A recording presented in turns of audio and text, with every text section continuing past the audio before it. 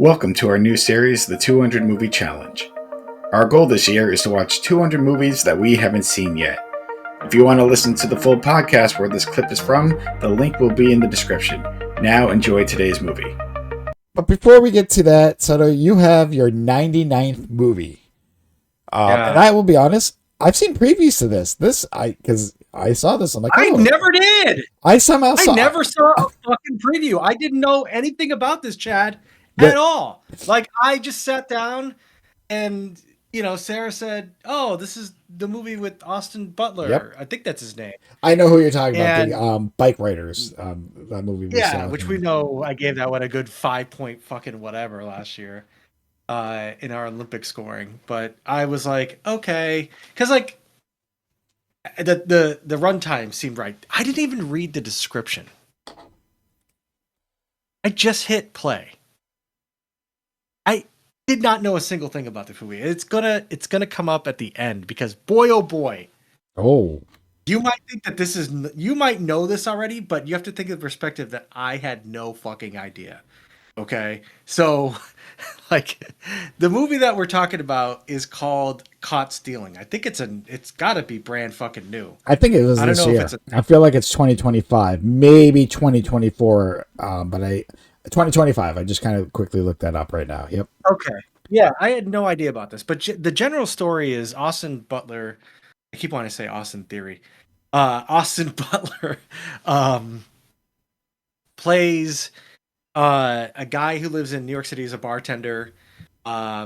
He had he was a up and coming baseball player until he was in a horrible accident, and then that kind of ruined his shot going to the big leagues. So now he lives in New York after moving from California, and he's a bartender, and he's kind of just going about his life. He's like an extreme alcoholic, and him and Zoe Kravitz, his love interest in this movie, just living in New York, I think Lower East Side, and just doing their thing. And his apartment, or his neighbor, who is played by Matt Smith, he's this punk rocker guy. So Matt Smith was obviously one of the doctors, I think. So that's probably where Matt Smith. Yes, the 11th Doctor Who. Yep.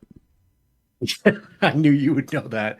And I love Matt Smith as an actor. He's awesome. I've seen him in particular in the new Game of Thrones. He steals the show like in every scene that he's in. But his roommate comes in. His roommate's like, "Oh, my father," or his roommate, his neighbor, Matt Smith, is like, "Oh my God, my father had a stroke. I've got to go back to England and I've got to go deal with it." He's like, "Here's my apartment. Can you watch my cat?" And that starts a sequence of events that turns Austin Butler's character's life like completely upside down, because he starts taking for this cat, and then all of a sudden these crazy Russian guys come looking around for Matt Smith, and Austin Butler just kind of gets involved in this crazy ass crime situation. He gets his ass beat so badly at the beginning that they end up having to remove his kidney. And then a series of events happen, dude. This movie is fucking wild. I'm going to say a couple of things because I have very strong feelings about this film. Okay. The script feels like it was written by a 16-year-old. The dialogue, for the first half of this movie, the dialogue is fucking cringy as fuck. And I didn't understand why people were doing things they were doing, and things just happened. But dude, this movie, I had no fucking idea where it was going.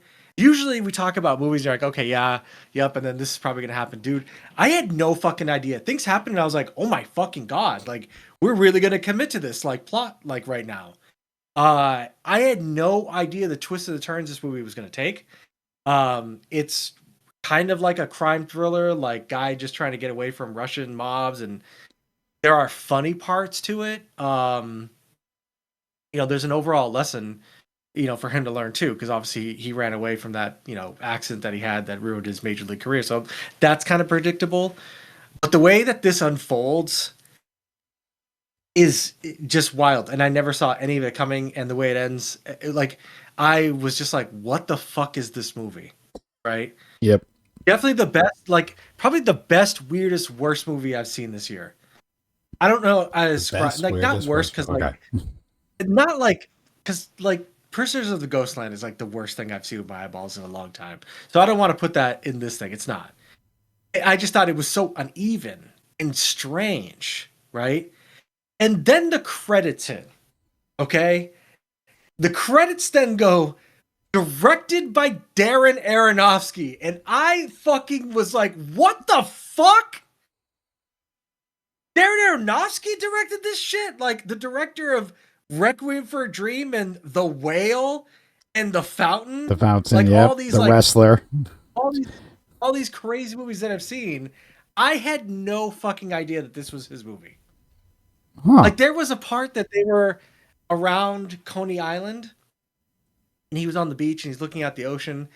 And I thought to myself, oh, this reminds me of Requiem for a Dream because it's a very similar scene. Jennifer Connelly's in a red dress. She's staring at the ocean, like, you know, that whole thing. And so I had that thought.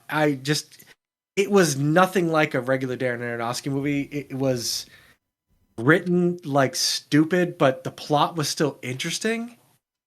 I really don't know what to make of this movie, to be quite honest with you. And it was, again, the biggest surprise twist of it was finding out who directed it at the end of it. I had no idea that I was watching a Darren Aronofsky film. No idea whatsoever. Like, would I recommend this movie to anybody? I mean, I don't know. I guess no, I wouldn't. I mean, if you're curious, sure, go ahead. I am probably never going to see this again because, again, it was like the script literally felt like somebody had just gotten out of film school and they were trying their best to write really cool dialogue. That's hard for me to describe that, but when you hear it, you know it because if you've watched movies. If you watch a movie and you have an ear for dialogue, you'll know when it's coming across, it's not authentic. And I felt that again, there were parts of it that were like that, but there was surprising violence in this film that I did not expect.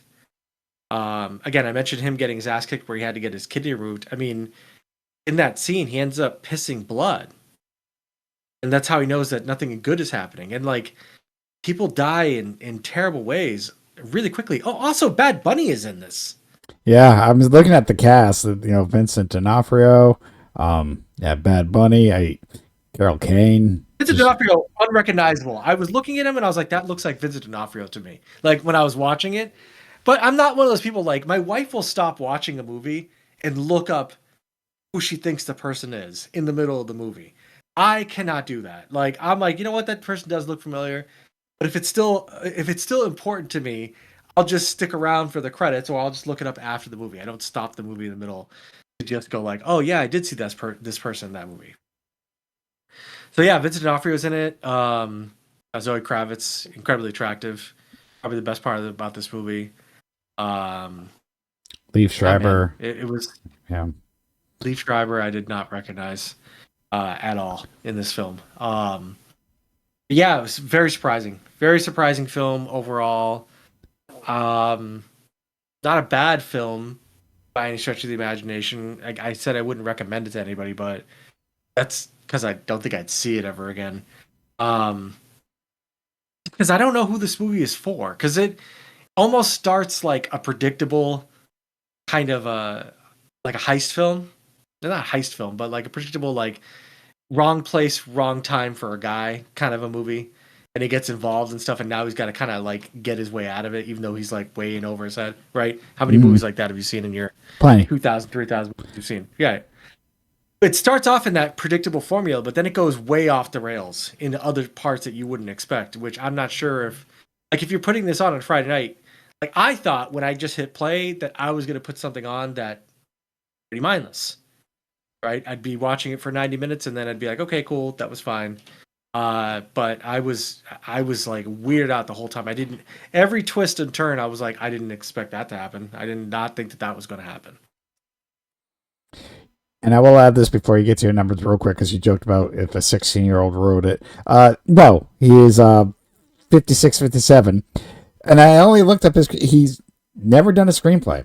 but he's wrote novels. This is based on one of his novels, but then this guy has also done a lot of comics. He rebooted Moon Knight. He's done like Wolverine, Deadpool, like certain episode. Not that episodes, explains the kind of like trying to have quips and shit like that. I find that to be like, if it's Ryan Reynolds, I find it hilarious because I feel like that's his brand and he does that really well. But like anybody else, because it comes across like as corny. Yeah. Yeah, like quips and all that stuff. No, don't try to act smart. Like Pulp Fiction is not cool because there's quips. It's just good writing. Like, don't try to emulate that bullshit. But Soto, where are you putting the 99th movie on your list? This one's gonna be tough, dude. This one's gonna be tough because it's complicated. But it also, as I look at numbers, I can see it going to certain chunks. I'm like, okay, yeah, I enjoyed that more. I enjoyed that more. I'm